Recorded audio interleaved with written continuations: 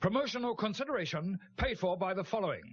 Listen up, wrestling fans. Showing love for your favorites doesn't stop at a t-shirt. If you're heading to a live event, you better be ready for the hard cam. Step up your show day drip with Hard Cam Creations. Custom handmade accessories built for the loudest, proudest fans in the building. Whether you're backing a legend or leading your own faction, these pieces make sure you stand out when that camera swings your way. From spectator to certified superfan, it's time to walk to the ring in style. New drops coming soon. Find Hard Cam Creations on Etsy and follow at Hard Cam Creations on Instagram today.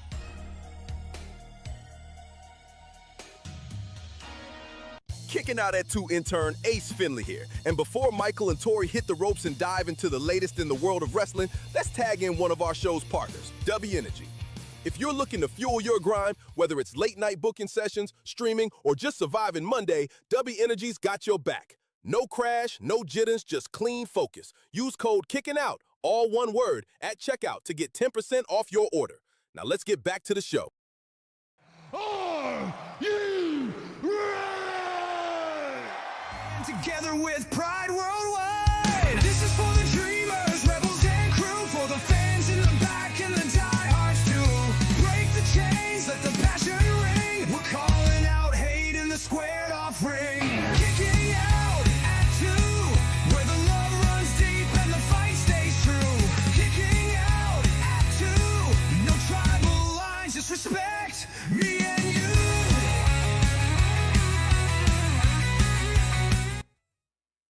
Eesh, these days and all those who slay, grab your conspiracy boards because CM Punk is trending again. SummerSlam is loading, and Danhausen somehow becoming Nick's good luck charm. Welcome to Kicking Out 2. I'm Michael, and with me is the professor of pro wrestling nonsense, the captain of cackling commentary, and the human reaction GIF? Peanut butter. Anyway, my tag team partner, Tori. Hey, Tori. How are you? I needed that laugh. My ADD is rough today. That was good. That was a good one. We're going to get right into it with the cover story. CM Punk rumors. Why not start a day with that? Rumors online suggest that Punk wanted out of WWE Yay. and issues with TKO, was unhappy with AJ Lee's treatment, or had heat after WrestleMania. Fightful could not verify any of these rumors. Multiple WWE talent and sources reportedly have not heard any of the dissatisfaction from Punk. So it seems to be at all to do about nothing. People just like to assume that since he's gone, obviously Punk's being Punk again. I don't see anything substantial of that happening. WrestleVotes report sources expect Punk back on TV by July, potentially July 6th at the All-State Arena in Chicago, to have a program possibly with Cody Rhodes, because that's the last thing that we set up when he left. So we'll see where that goes.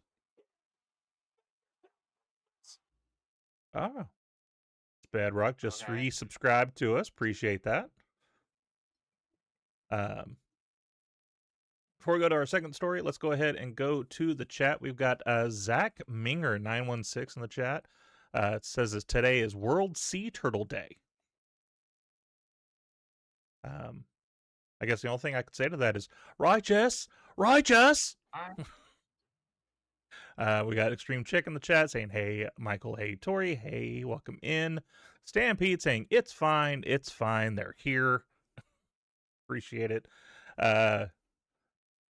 Sea turtles. Anyway, see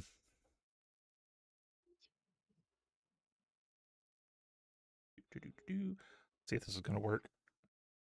Hey, it does. My hotkeys work today. Randy Orton, Drew McIntyre returning possibly for SummerSlam. Internal documents reportedly included both men in SummerSlam discussions. Both have been absent since WrestleMania.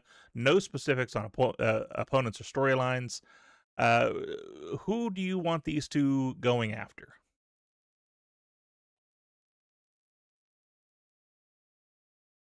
Drew and who? Drew and Randy.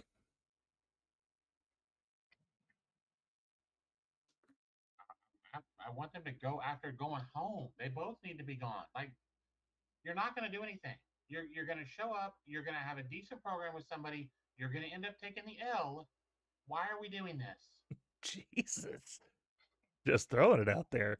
Am All I right. wrong? Yeah, I didn't say you're wrong. Because that does seem to be what we're doing lately. I don't know, like, can we finally get that Orton Cody thing, like, properly for once? Or No. Fuck that up too. yeah, I don't know. Does look like they're possibly coming back though. Here's an idea. Why don't they go after each other, and that way one of them wins? It still isn't going to be any good. Yeah, that's valid. I'm cynical today. Don't ask me. It's all right. Speaking of things that they have a hard time paying off, remember this moment that's on the screen from back when Jade had the title and she walked by Charlotte, and her and Charlotte had that like eye-to-eye moment, and then we never talked about it again? Well, guess what? That's being pitched right now for SummerSlam, so we might finally pay that off. As a first-time ever match, internal discussions are saying that this is penciled in for a possible match at SummerSlam. WWE reportedly believes that SummerSlam would be the right stage for this. Do you think this is a good match? Do you think this is a dream match? No. No? Jade's not there. I've said it before. I'll say it again. Jade is not there. You put her in there with Charlotte. Charlotte's going to embarrass her, whether she means to or not. Yeah, I could see that. I will say, like, I do want to give her some props, though. She's getting a lot of heat in Twitter right now, all over a wig. If we could stop talking about that, I'd appreciate it. Here's the thing. Tell me Go ahead. you don't understand how a black woman wears her hair without telling me. Twitter will go first. Yeah. It's a very tough situation. I mean, basically, she went and did a suplex off the top rope. And I guess Charlotte's leg bedazzled. It got caught in the wig, pulled the wig off. Her gear caught it. But Yeah. props to Jade, though. Like, she tucked it back on, went about her day. Like, I don't know why it's such a big story. She kept going. So good for her for doing that. Stampede. People gotta hate on Jade. And it has nothing to do with her wrestling ability. Yeah. However, I do gotta say, Stampede, this Charlotte and Jade match could be a hair-raising experience. Thank you, sir. Appreciate you being here. All right, Danhausen becomes the new New York Knicks Lucky Charm, apparently. Danhausen's uncursing of the Knicks turned into a massive media story. WWE discussing using him at Saturday night's main event at Madison Square Garden because of how big this has gotten. What do you know? They're going to profit off of something he did on his own, because all he did was say something on like his Twitter, and all of a sudden it became a huge thing, all without the WWE behind it. Additional merchandise is talking about being done with Fanatics Fest, which whether they're promoting off of something he did himself or not, that is a great idea, because it was a New York Knicks thing, like as a sports thing. So why not hook with Fanatics, get some like maybe Danhausen inspired New York Knicks jerseys or something. Be kind of fun to put that on there. Or here's an idea. Do you know what a knickerbocker is? I'm not sure I can even say that online. Am I allowed to say that word? No. Why don't we just change it to, the New York I know Danhausens? that it's an extremely old term.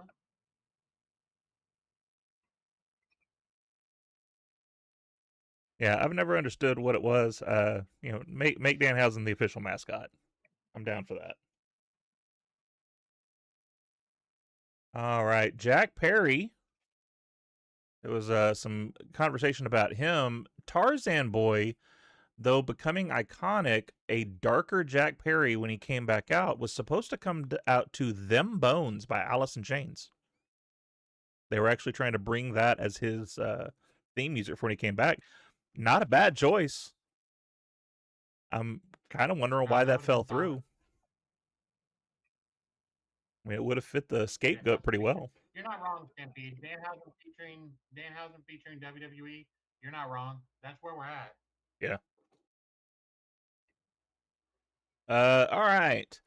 Last week we talked about Kurt Angle and them scratching that nostalgia itch. We're doing it again. Diamond Dallas Page has been discussed for a WWE appearance. He's talking about being brought in as a one-off appearance. Strong connection, possibly to the Cody Rhodes story, maybe, of whatever's coming next for him with him and Gunther. Here's the thing. I'm always down for DDP. DDP's awesome. He's always fun to see on screen, unless he's doing Positively Page. That shit was crap.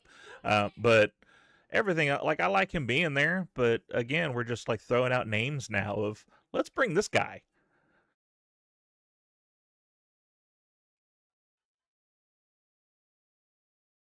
I just fucking can't.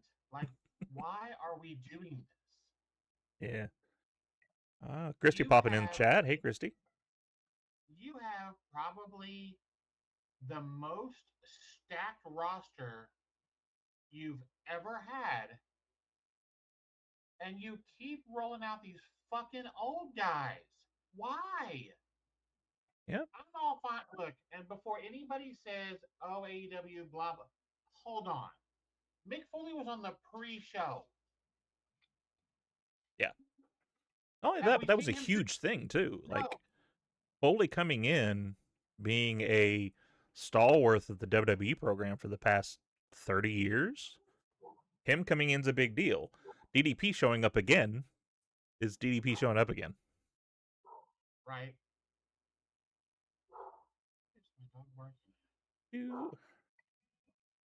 All right. Keith Lee, remember that guy? I've heard about him. Yeah. I've heard of him. I heard he does food reviews on TikTok. Is that still a thing? That's that guy, right? That's that guy. Now, there's return discussions finally happening with Keith Lee. Apparently, there's been return plans reportedly discussed months ago. Keith remains under contract currently. There's been no indication that he's been backstage for any clearance process at all, though. So this may be just a smoke situation where we don't know exactly what's going on. His story's been a unique one. Like, he just seems to not be able to, whether it's, that's the thing, we don't know what it is, like, that's keeping him out, whether it's a health thing, whether it's they can't get him booked thing. It does seem to be, though, that both programs don't know how to book a Keith Lee, and I don't understand how we don't. Keith Lee is a world champ, easy, if you just let him go. I'll fight you today. His pants over there fighting people? He's trying to jump up on the clean clothes like a dick. Oh, well, stop that. Bad chance pants. All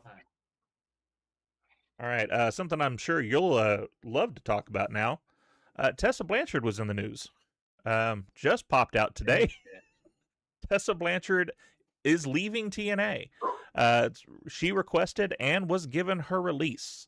Rumors suggest that CMLL may have wanted exclusivity, and that's why she asked for the release. Status with CMLL has not been changed, so don't know. So I just read something different on that. Okay. What I saw was that it was an issue for TNA because of their partnership with WWE and their connection to AAA, for her to be doing both CMLL, which is AAA's competition, and TNA, and she chose CMLL. I guess it's just easier to be down there and be racist because you have more people to call names. I don't know. Yes. Anyway, we're going to go past that because I don't want to talk about her for too long. Talking about something good, though. Big, meaty man writing books. Big E's autobiography, How I Got Over, something he's working on. It releases early 2027. Covers his depression, hallucinations, body image issues, and mental health struggles that he's had throughout his life and his career. Also chronicles his rise to becoming the WWE champion. Could become one of the most important wrestling books out there because he's got a lot to say. Despite the short tenure he had, there's a lot going on there as far as him falling into a career that he wasn't really a part of before. Nothing he was really thinking about doing anyway. He was, unfortunately a failed football star, and I just fell into wrestling because someone said, "Hey, you're big. You should be a wrestler." And he tried it, and then obviously had a great affinity for it. So it's going to be a good story. I love hearing him talk anyway. So if he gets to write his own book, which they've done more of since Foley started doing his own book, I'd love to hear this in his own voice, his own words. Yeah, I'm definitely interested. I think it'll be a good read. It's Big E, and we're both huge fans, so. Mm-hmm. Absolutely, it's one that I'll read, unless he does the audiobook. If he does the audiobook, I'm listening to that all day long. We're just gonna go right past this real quick because just some funny things happened to it. Roman Reigns was at the UFC Freedom 250. That was that a bare-chested cage fight that they had on the lawn of the White House. What was funny about this? So Roman, Triple H, Nick Khan, and Shane McMahon all attended this. Got some feedback from a couple of celebrities. Conor McGregor mocked Roman's notoriety for showing up. Basically, when they said Roman Reigns showed up, he said, "Who?" Kind of funny coming from Conor McGregor, because I think right now a lot of people would say "who" if they said his name. I'm pretty sure Conor McGregor's been in the ring with Roman, so sir. Yeah, but the one I really enjoyed was Paul Walter Hauser, who called Roman Reigns an actual dork. The big thing he said, though, was, "Is this where you are when you're not wrestling? How come you don't see Darby Allin or Kenny Omega there?" So, wow. The more I have kept up with his Twitter, the more I like Paul Walter Hauser. I liked him anyway. Like, I'm a fan anyway. Yeah. But Well, the thing with Paul Walter Hauser is he is not to the level of the notoriety, but the type of person he is. He's MJF. He's always in character. He's always on. Like, he's just ready to talk shit everywhere he is. Awesome. Give me all the kayfabe. I'm down for it. But yeah, we're gonna go right past that because I don't want to talk anymore about that dog shit event. Yep. Side note, Argentina Messi just scored his first goal 18 minutes in. Woo! And a beautiful rip from the top of the box. Like, it was so pretty. Yes, kiddo, I do see TikTok chats. They're off to the side, so I have to pop over and look over there. My kiddo is in the chat over there on TikTok. I'm trying to. It's a weird thing with our multi-stream software. It won't let me put the TikTok chat in our normal chats, which sucks. So, anyway, thank you for joining in, though. I appreciate you being here, especially since I just saw you a couple hours ago. Do you believe in love after Assassins? I don't know. I couldn't think of a better tagline for that one. Will Ospreay marries Alex Windsor officially. They got married. They got married exactly 1 year after announcing their engagement. It's one of wrestling's most beloved couples. Right up there with Punk and AJ and Seth and Becky. Glad to see that these two have gotten together and are happy and doing all their stuff. Hopefully they don't. The thing they did at the end of either Collision or Dynamite, where he was talking about winning his match, and she came up and was crying. It was like after she lost her match because they were on the same show. Oh no, I didn't see that.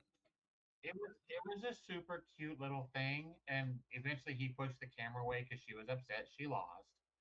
It was just really well done.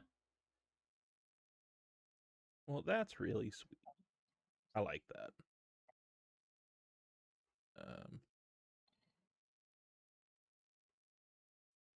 Thank you. Sorry, trying to make that work. Anyway, all right. And for our last story.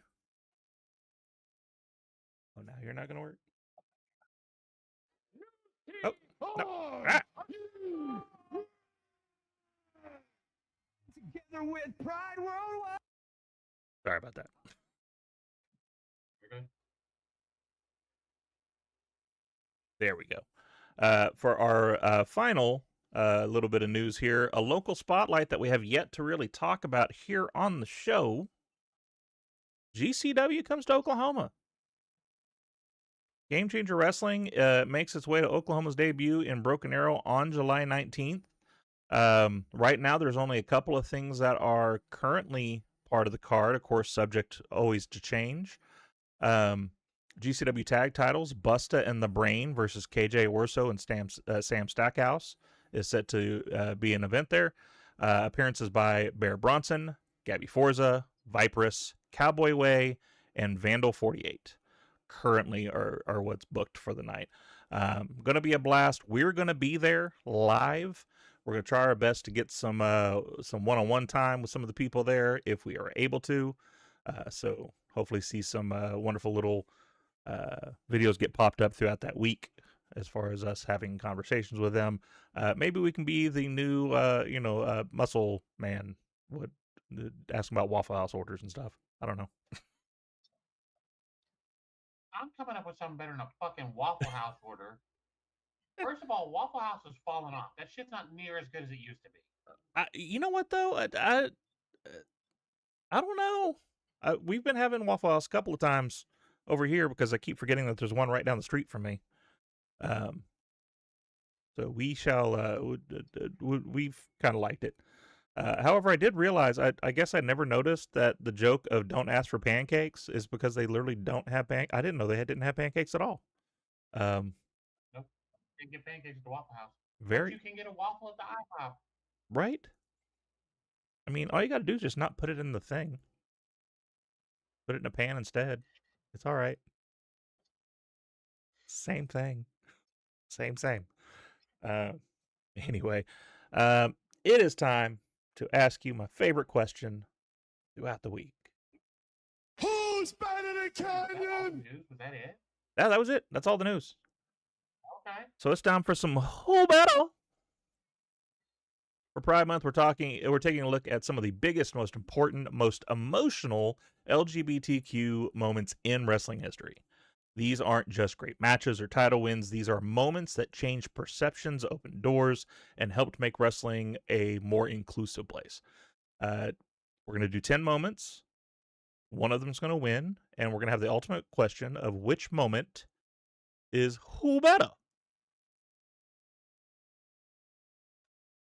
We're going to start it off with Nyla Rose again because I want to see if she can run the gauntlet again because she just seems to keep doing it. Someone's got us in cowboy hats over here on TikTok. Thank you for that. Whoever did that.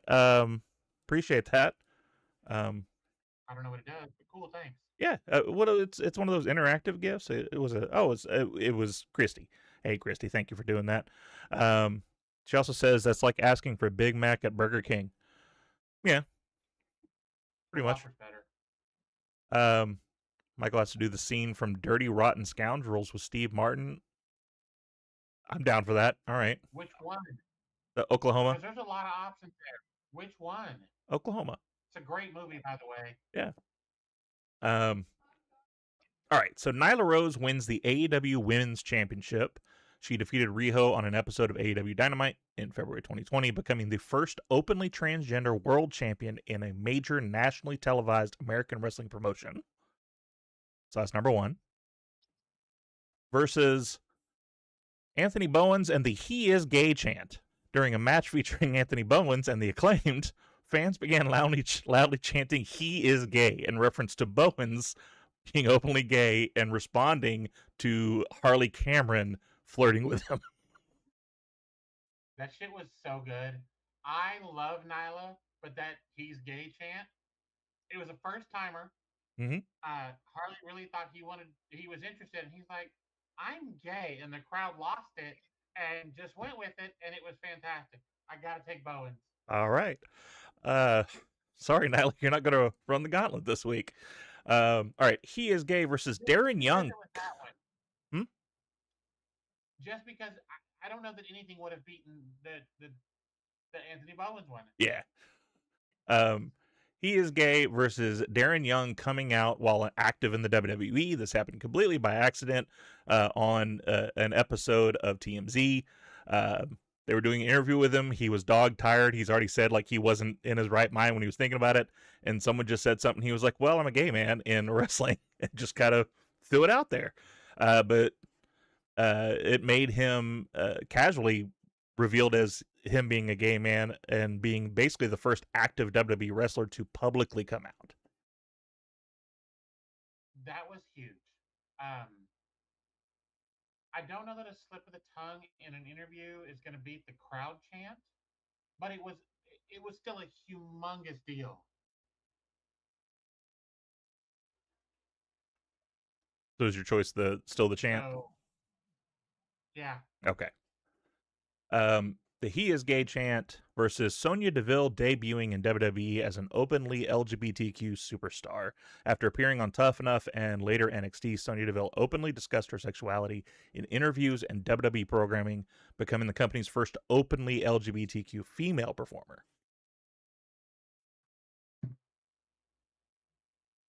Again, huge moment. But I still don't think it beats the crowd interaction. All right. We're gonna bring up this person again. We've already said our piece about him last week. If you want to know our opinions of him, go to last week. We're not gonna hash that out again. He Is Gay chant versus Pat Patterson finally getting his flowers and coming out on Legends of Wrestling.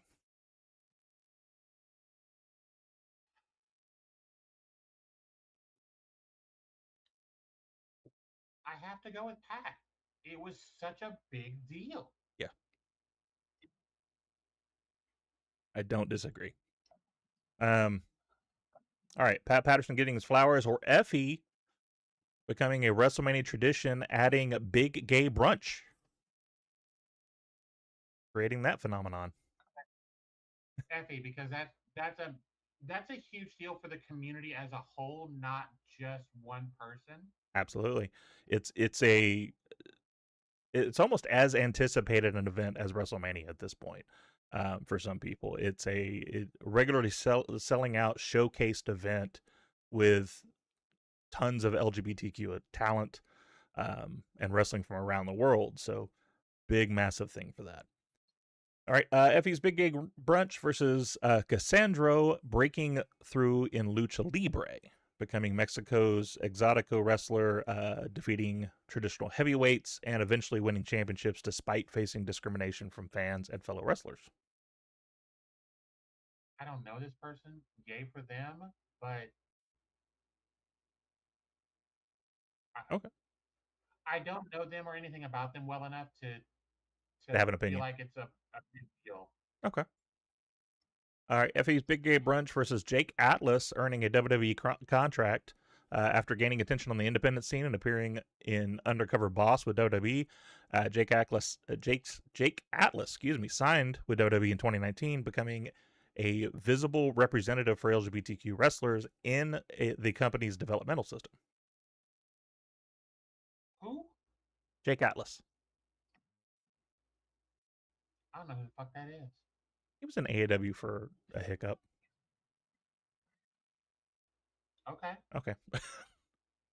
All right, here's where it might get tough. Big Gay Brunch versus Kid Bandit capturing wrestling's attention. Kid Bandit built a following through independent wrestling, anime-inspired presentation, and openly discussing their experiences as a non-binary performer, helping broaden representation in a modern wrestling world, and creating T4T Wrestling, which is a LGBTQ-based wrestling company. Bandit. All right. Without a doubt. They have made huge strides for themselves, for the community. I can't say enough about them. They were fantastic in our first interview.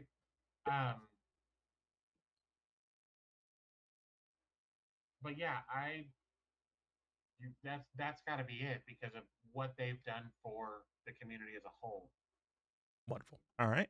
Last one then, Kid Bandit versus major promotions embracing Pride Month. So throughout the 2020s, promotions including WWE and AEW all regularly started featuring Pride Month merchandise, social media campaigns, community outreach, and pushing LGBTQ talent during those time periods to help try to bolster the community. The biggest problem I have is the only one that, of the big two, AEW still does a huge thing. WWE didn't even mention it. They haven't talked about it. It's not. No, I want to see. I've It's not seen winning. one advert this year, I think, and it was just kind of like Maybe. a slideshow of like who's LGBTQ currently with the company. Yeah, you're not doing anything to support it. It's like a lot of companies. We'll show up for a month and then we got to go.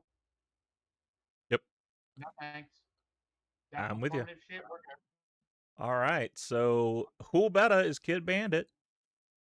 Glad for them, appreciate them, and hopefully get them back soon. A little bit of back and forth on Twitter right now, trying to get them to come back. So hopefully we'll have that soon. From Groundbreaking Championships. Uh-oh. I think she left us. Oh, I'm getting heart glasses up here. Hold on. Doo-doo-doo.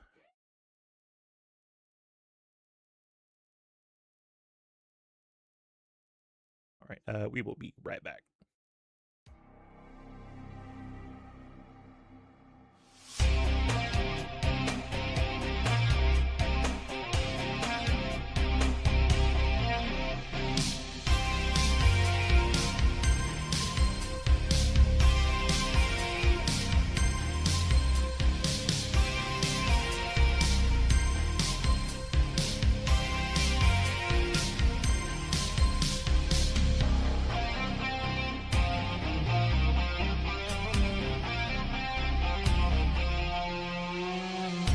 Who's better than Canyon? And we're back. And out who's better, from groundbreaking championship victories to simple moments of visibility that changed lives. Every entry on this list helped push forward wrestling in its own way. Some made history in the ring, some changed the culture outside of it, but only one was able to survive, Tori's Gauntlet. So Kid Bandit is officially who better.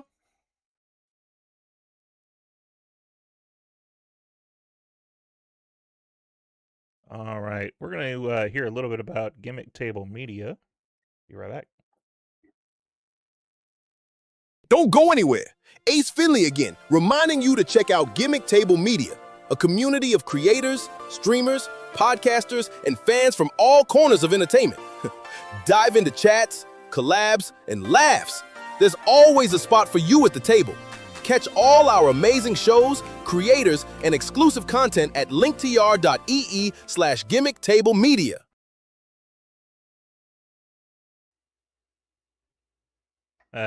While you were gone, Christy gave me glasses and hat and hearts, and she said that you didn't get it. So, because you were I gone. know. That's what I was just saying. That's my bad. I know she can still hear us on TikTok. So Yeah. All right. Time for one of our favorite things that we've recently added to the show. Bring it to the table. This week we're talking about. It's going to be a real quick run through, just because I've seen one match on it officially. The rest of it I just kind of read the results. We didn't have a lot of time this week to try to get as much watching in as we wanted to, but there is one match specifically I wanted to watch. It was on Blitzkrieg Pro.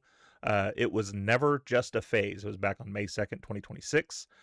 There was a 5-woman scramble match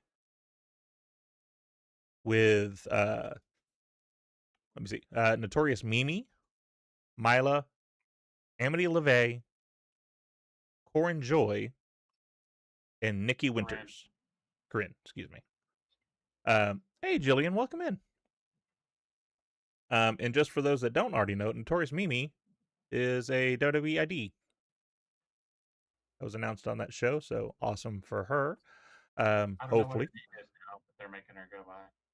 It was still Notorious Mimi for this, so I don't know. I don't know if they're going to keep that or if eventually she's going to have to change that, but we shall see. But anyway, this was a good match between 5 girls doing it. There was obviously some very big influences in different characters here. LeVay was a very chaotic, dark character. It reminded me a lot of like Daphne and how she was acting, mixed with a little bit of Rosemary. So I absolutely love that character because I love those type of dark characters. Nikki Winters is a powerhouse. It started off really funny because all of the girls there except for her were like 5'4", and she towered over all of them. So that was kind of fun. But anyway, it was a great match.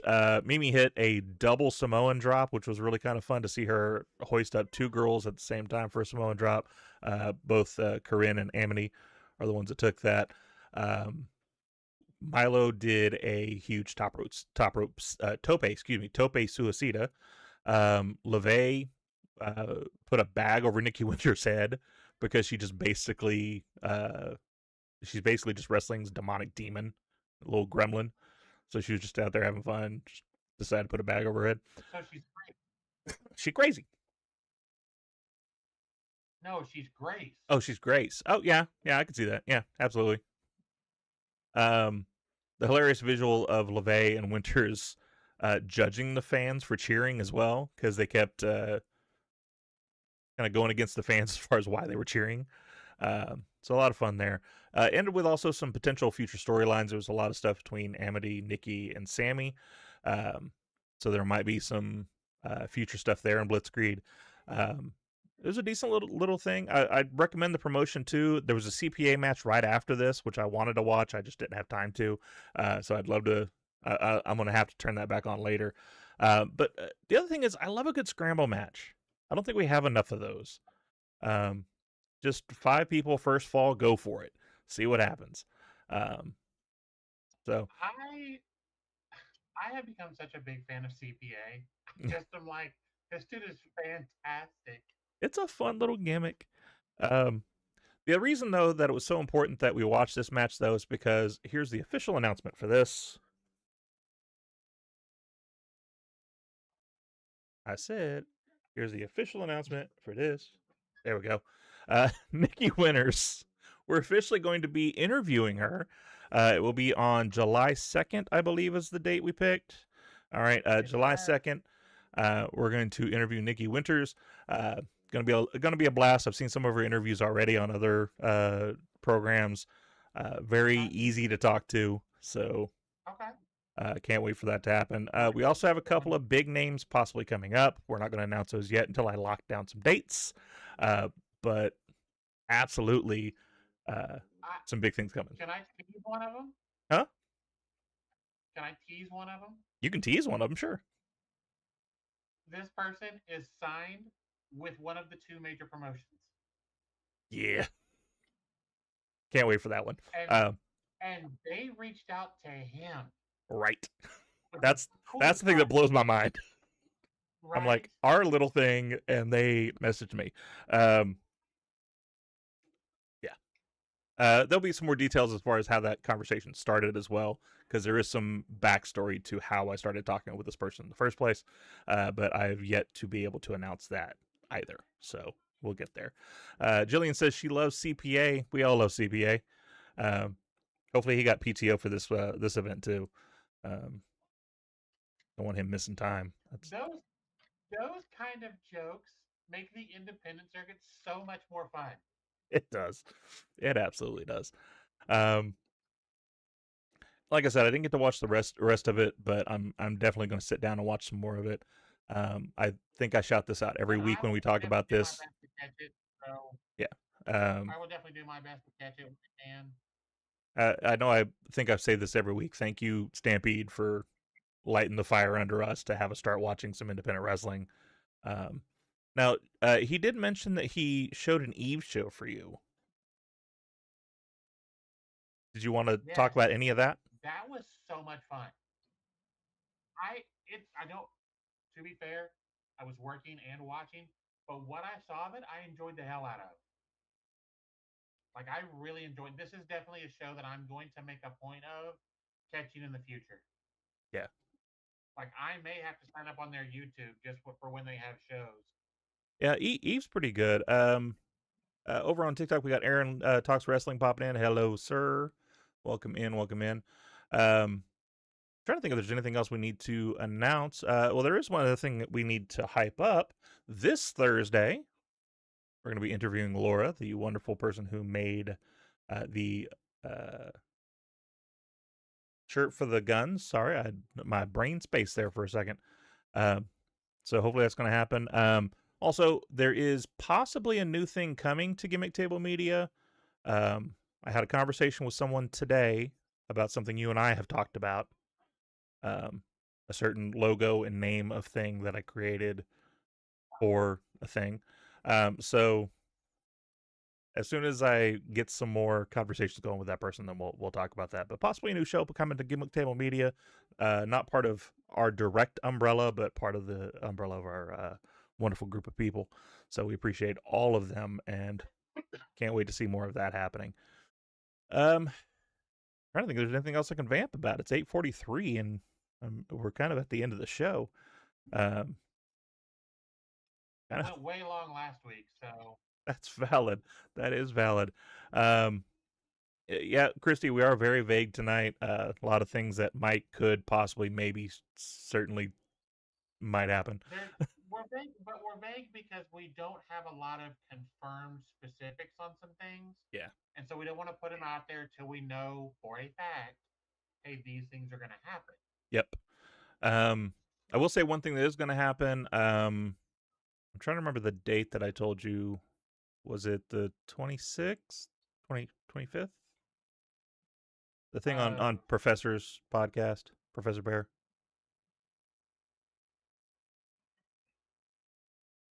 I'll start promoting it. I'll get the date for sure at some point, and start promoting it. Of this month? I think it was this month. Okay, that's next Thursday. A week from Thursday. Yeah.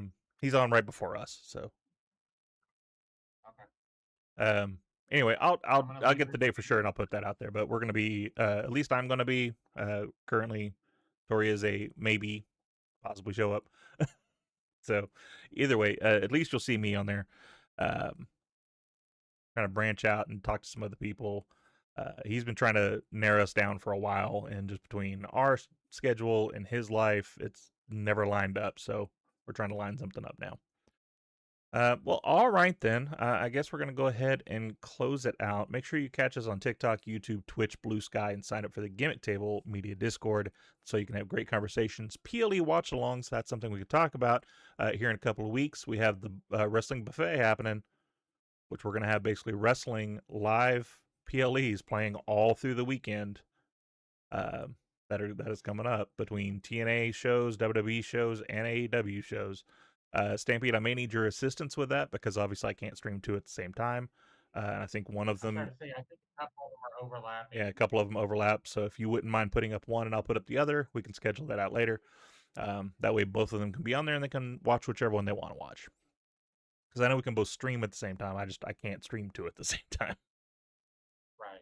So, but anyway, so we're gonna have a lot of fun there. So make sure to do that. But before we get out of here. The last pop.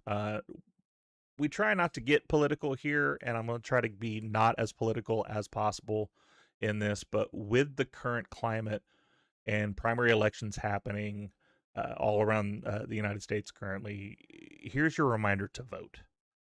You don't have to agree with your neighbors, your family, or your friends, but you do have to participate.